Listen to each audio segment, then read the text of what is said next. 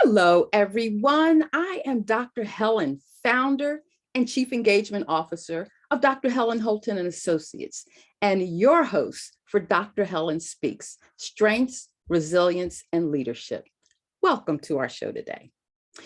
You know, as a strengths, resilience, and leadership coach, I work to guide leaders just like you, executives, entrepreneurs, emerging leaders, to grab hold of your greatness and go for the goal. You know, people talk about the brass ring, but you know, we ladies, we like to go for the goal. It's the Olympics now, so you know, it all falls in place. But nonetheless, what happens when we get here every week is that we'll explore topics to help you uncover, discover, and unpack ways to leverage your strengths, understand and manage your weaknesses, and along the way, build your resilience using an innovative system with proven results to increase your performance, your productivity, and your prosperity potential. You know, the bottom line, I just think for us women, prosperity potential sounds so much nicer and it's not so hard edged like business. But you know what I mean when I'm saying your prosperity potential. Now, as your show host, your guide, mentor, coach, and connector, we'll talk about ways that you can maximize and optimize your leadership. Do you have the opportunity to do what you do best every day? Do you even know what it is to bring forth the best of who you are, how you naturally think, feel, and behave? Well, I'm going to share with you, I know that now, and I love it. I didn't always know it, but now that I know it, I've devoted years to really developing and expanding that. And now here I am paying it forward. And I want that for you. I really, really do. One of the most effective ways to make that happen is to deepen your EF. If you're wondering what EF is, don't worry. I'm going to tell you. It's your engagement factor. Now, we're here to help you do just that, to help you develop your unique path, to have more of what you really want for your life. I've spent many years, as I said before, learning, falling, failing, giving up, and starting over. Yes, I've done all of that. What I realized is that if you stick with it, if you stick with that calling in your heart of hearts, it'll happen. I'm a witness. It's a journey of ups and downs, highs and lows. However, it's like the stock market. Now, if you've ever looked at the stock market or spoken to someone about your retirement plans or your investments in the market, the one thing I can say is that since the stock market was created, it has always gone up over time, even with its dips in the low of lows that we often hear about in the news. Oh, the Dow dropped 300 points. If you take a look at where it was when it started, the crash of the 20s and so forth, you'll realize it just continues to go up and up and up. That's what we have to do. Don't give up on your dreams. Learn more about who you are and how to tap into them to make those dreams come true for you. The goal is to put you on a path to live your best life ever on your terms. Now, that's what's really about what this is all about. You want to do it on your terms, not someone else's script that they've written for you to live your life. How attentive and committed are you to someone else's agenda? I know I'm not very attentive. Yes, there are times that we follow the agendas of others, but it's all in an effort to help us get to where we want to be. But first of all, you have to know that. So here we are in the beginning of a new year. What better time than to think about where you are and what you want? So the goal here is to put you on a path that's your right path for you to do and be who you are called and created to be. So Dr. Helen Speaks will be here every Tuesday, 10 a.m. Pacific time, which is what our show lineup shows, because all shows are scheduled in Pacific time, but it's 1 p.m. Eastern time. That's where I live. That's where I have to keep track of things because geography's never been one of my strong suits. Now, I'm excited to share with you, not only can you catch this show on Win Win Women TV, you can now catch my show on Roku TV. And not far in the distant future will be Amazon Fire and Apple TV. So for me, this is like, wow, I had this dream over 40 years ago. And here it is coming to pass. So don't let those dreams you've been holding and sheltering and praying for, don't let them go if you really know that's what you're after in this life. So what I love about this, I have to tell you, I'm preparing later this month, maybe as early as next week, I'll be launching a show on LinkedIn Live.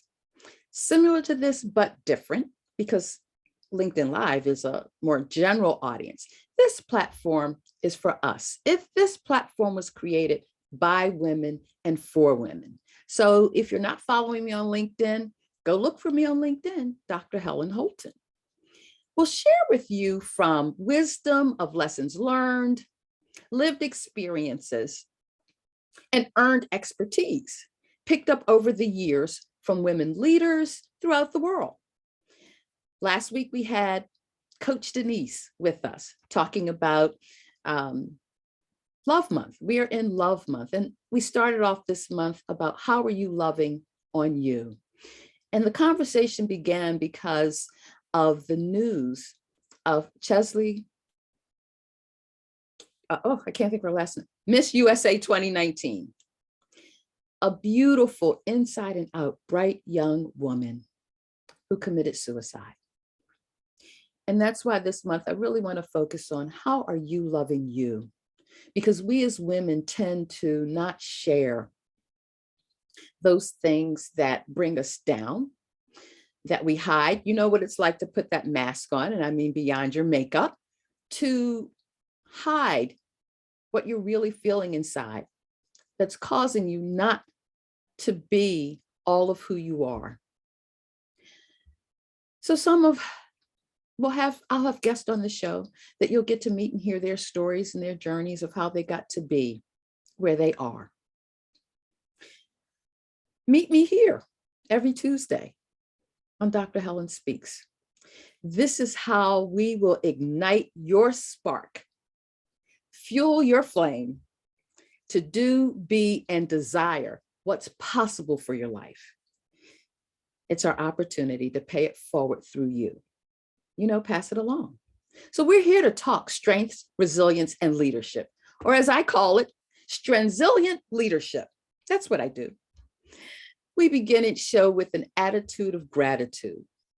And for me, it begins with a thank you to Paula Fellingham, founder, visionary leader, and dream weaver of the Win Win Women Network, driven by a purpose to connect 3.9 billion, that's right with a B, billion women on this planet to grow, learn, share, motivate, and inspire us to greater success, all while building a connected global community.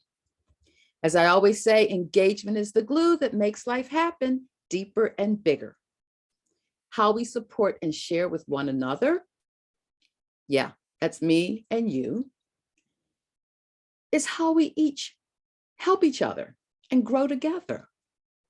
Our engagement is embodied in our relationships. It lives at the core of everything we do, even with ourselves. Yeah. So before we jump in, let me share with you, I want you to make sure you grab your note-taking device. It used to be just saying pen and paper or your notebook or your journal. No, it can be your tablet, your phone, your computer, whatever device you're using, so that you can capture those notable nuggets of wisdom, insight, and aha moments of information to educate, empower, and inform. We don't want you to miss anything. And in case you do, you can always catch the replay. You ready to go? Great. Me too. Let's do it. It's Love Month, February, and today our topic is the Triple C effect. Cultivate, communicate, and collaborate. Woo! Oh, I just got excited when I was doing my little research and pulling my notes together so that I can stay on point. Because, I can just go and go and go, sometimes like the Energizer Bunny, when I'm really excited about a topic to bring to you. But the triple C effect: cultivate, communicate, and collaborate. So this is what I know. Do you know that there are more than 5 million jobs available in the US? The president just talked about the greatest job growth, well, at least in the history of his tenure, which hasn't been that long, but it's a big deal in a pandemic. People are thinking, oh, people aren't working. People are working and people are looking for work. But I want to drill this down a little deeper into what that means for us as women. There are about 35% of women working today that are engaged in their jobs. 35%. What does that mean for the other 65%? Well, roughly half, or 48% of women in the workplace today are considering or actively looking for new jobs. Do you know anybody in that group? I know quite a few people who have shifted jobs, left the workplace altogether because it was cheaper to stay home than to pay cost of childcare. And work-life balance and well-being are major, major factors for women today. 60% of women in the workplace today are seeking a greater balance between work and life and well-being.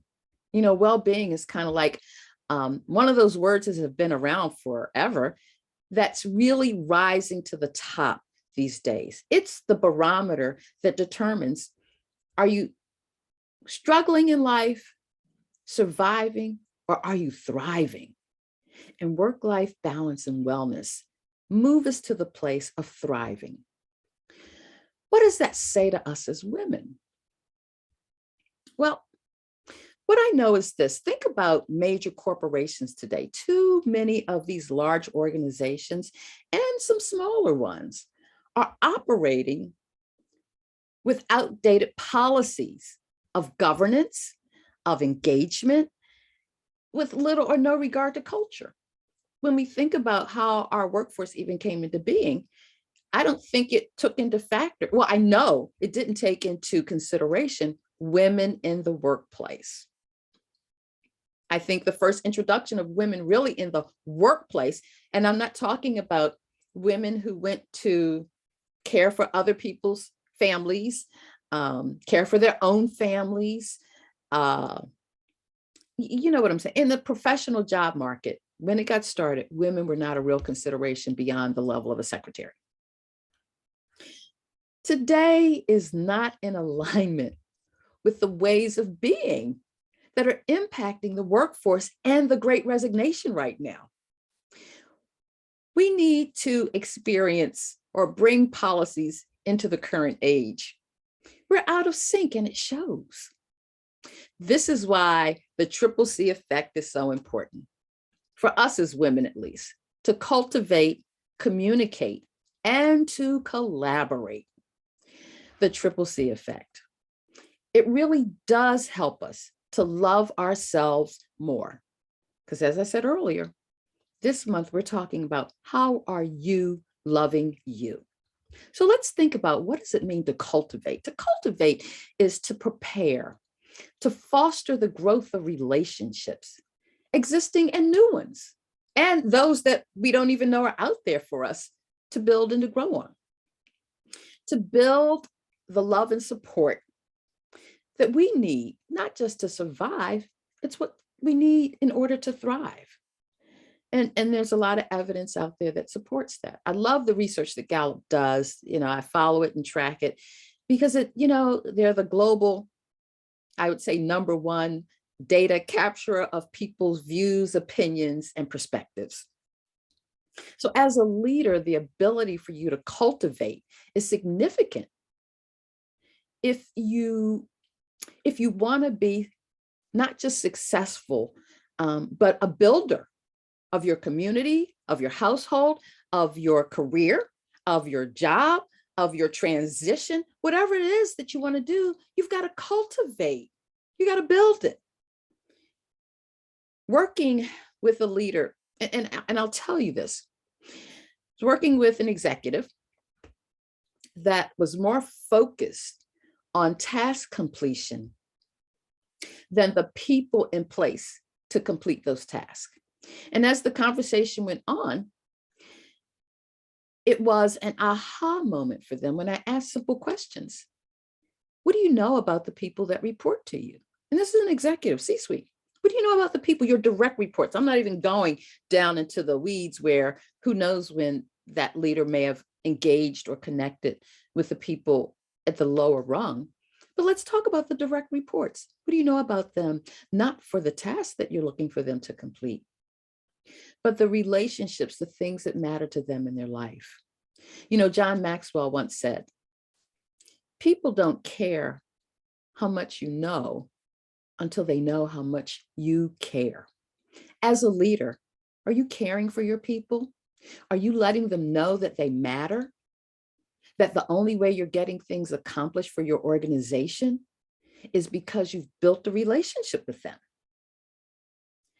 So that whether their children are home and they've got daycare challenges that they can't make it to the office, whether a family member has taken ill, and not just with COVID, it could be the other big C, cancer, but a host of other things that require a work-life balance.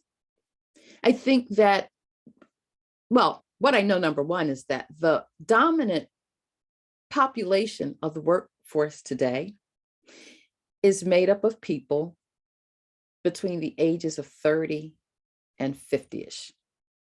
I'm talking about our millennials, our Gen Zs. They really are the bulk of the workforce today. And they certainly are moving to live life with greater balance. They don't subscribe to the traditional 9 to 5. And can I tell you, in this pandemic, a lot of their focus has been, you know, when we were under shutdown, I had to work from home and adjust and adapt. And I kind of like this working from home. Think about the average workday has shifted. Yeah, you're Zooming or Microsoft Teams or whatever platform, Google Meets. You're communicating and you're doing these things. But if you've got a break in your day during the day, you might say, oh, I want to go take that class at the gym. I can make up that time in the evening. Where am I going? It could be, hey, when my kids get in from school, when my children come home, I want to take some time and engage with them. The value of engagement matters. It embodies everything that we are. So back to this executive. The aha moment was in places where they were stuck, not understanding why certain tasks weren't being completed on schedule. Never did it dawn on them that maybe the person tasked to perform and complete is having challenges, and their life is taking precedent over their work. Think about what that means in the workplace. Productivity's down. From the perspective of the executive, your performance is lagging, all because of a lack of communication. So what does it mean to actively communicate? To transmit information, thoughts, ideas, feelings with each other. In a word, it means to connect. How connected are you to the people that you need to support you in your work and getting things done? So in grad school, I remember I took a course and it focused on, and this is a cultural perspective, so to speak, and there are no always or never, but looking at the difference in how men and women operate, and racially, how people of color connect differently than the dominant culture. Or not, I don't know if non-people of color, but you get what I'm saying. And what I learned is that tasks don't complete task. People complete task. And so being so fixated on completing that task, different from the days when people went to work, a large portion of the workforce on assembly lines, doing manual labor, building cars, building planes, building widgets. Yes, it was task, task, task, task, but it was people who were completing the task. Today, so much of that is driven by technology, but there's still tasks to be completed in dealing with a high-tech world like the one we live in. Communication, that connection. It's a good idea to focus your communication consistently and clearly. What does that mean? If you manage other people, you want to connect with them. You want to communicate with them on a regular basis. And sometimes you want to take it deeper than, oh, hi, Jane. Hi, John. How are you today? And then you keep on going. No, stop, pause. If you took 5 minutes and just decided 3 or 4 people that report directly to you, that, and if you've got 100 people reporting to you, you still can do it, that you're going to set aside 15 or 20 minutes a day to actively and effectively engage with them in communication. You have no idea what a difference that makes.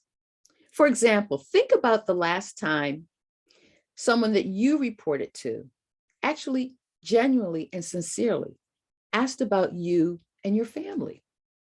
Or, what'd you do over the holiday weekend? How was your vacation? Oh, did you take lots of pictures?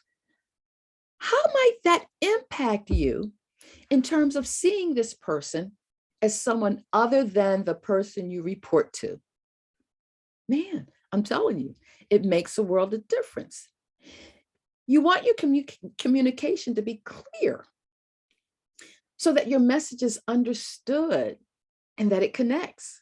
Oh my goodness, just think about the power. Okay, so we're talking about cultivating, we're talking about communicating. How often have you not been clear on instructions? And instead of asking for clarity, you head off to do whatever you've been asked to do, only to find out that you didn't have a clear understanding between the two of you. Ouch. I've been there before. How about you? Clear communication can eliminate these things.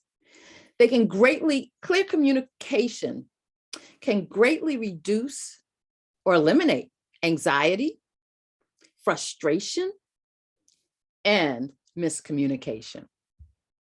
And then collaborate. So to collaborate means to work together and cooperate, not just work together, but to cooperate willingly. That involves some give and take. The thing about collaboration often involves compromise. You give a little to get a lot. What happens when you effectively collaborate is that you end up getting things done and you're creating new and deeper relationships.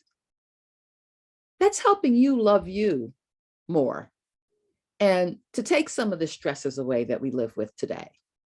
So, too often we miss the impact of the triple C effect. When you activate all 3 as part of your active engagement, things seem to come together a little better, more effectively, with higher efficiency. Something we can all use these days. I'm just saying, the volatility, uncertainty, complexity, and ambiguities that we live with today can be unnerving and distract us from what really matters. How are you loving you? Are you taking time to even ask yourself that question? If I want you to write down and make a note, and I want you to spend some time with this between now and next week. How are you loving you? Start with making a list of all the ways that you affirmatively acknowledge who you are and what you need and what makes the difference in life. How are you loving you? Stop hiding your feelings from those who you know genuinely love and care about you. None of us are perfect. Truth be told, I just feel like if you reach that place of perfection, that means you're probably ready to go on to glory. Because what are you going to do if you're the only perfect person and you're looking at everyone else and their imperfections? I don't want to be in that place. And it's something that I don't believe any of us will ever attain. It's part of that never-ending journey. Let's focus more on loving with ourselves. And when the more we love ourselves, guess what? The more you love yourself, the greater capacity you have to love others, to be open to not only give that love, but to receive it right back. Yeah, just the thought of that gives me warm feelings inside. So think about the power of a smile, a touch, a hug. Okay, we might not be getting too many of those these days, but you can get them metaphorically. A handwritten note card and how they make you feel. Don't they make you feel like you matter? That's how they make me feel, that someone notices me. I'm seen. I matter. Yeah, that increases your love potential. It means that when dark days come, these are things you can fall back on. You know, I save handwritten notes and things that I get. Don't ask me why, but every now and then, sometimes when I'm feeling a little blue, I pull them out and read them. And oh, how good they make me feel. It's like that conscious reminder that you matter. So focus your intentions on bringing your best self forward to shine like the superstar you are. You know, this is where it helps when you know the best of who you are. Knowing yourself is really the starting place for learning to leverage your strengths, to understand and manage your weaknesses. Because here's a secret, your weaknesses are never going to become your strengths. But they can help you if you know what they are, whether it's calling on someone else for assistance and guidance, or just knowing it's going to take me a little more time. And that's where building your resilience helps to make you unstoppable, more lovable, more powerful in being who you are created to be at your best. Wow. The increase to your performance, productivity, and prosperity potential is the reward. It's like grabbing your gold ring wrapped up in love. Oh my goodness. Do you have the chance to do what you do best every day? If you do, that's great. There's more that you can do to have even more of that. It's something we share in common. I'm always trying to have more. If you picked up a couple of ways to stretch and grow even more with the triple C effect, watch out. If you cultivate, communicate, and collaborate, you can bring about even more joy, happiness, prosperity, peace, hope, love into your life. So that when you have those days that aren't so great, and they will still come, you've got ways to not hit rock bottom, to not feel like you're alone in this life, but to know you have everything in you, whether it's connecting with a sister girlfriend or a mentor, or for me, it's sometimes just spending time in God's word. Whatever it takes, whatever you need, you've got the potential to do it. And sometimes you just need a little nudge or a little insight into how you can make it happen. If you're not quite there yet, it's okay. That's why you're here. My goal is to help you get there. I'm living my best life ever, and I want that for you too. So join Dr. Helen Speaks, Strengths resilience, and leadership here on Win Win Women TV, on Roku TV, and soon on LinkedIn Live every Tuesday. Well, that won't be LinkedIn Live's time because I'll be here with you, but every Tuesday at 10 a.m. Pacific time, 1 p.m. Eastern time. And together, we'll work to help you live your best life ever, doing what you do best every day.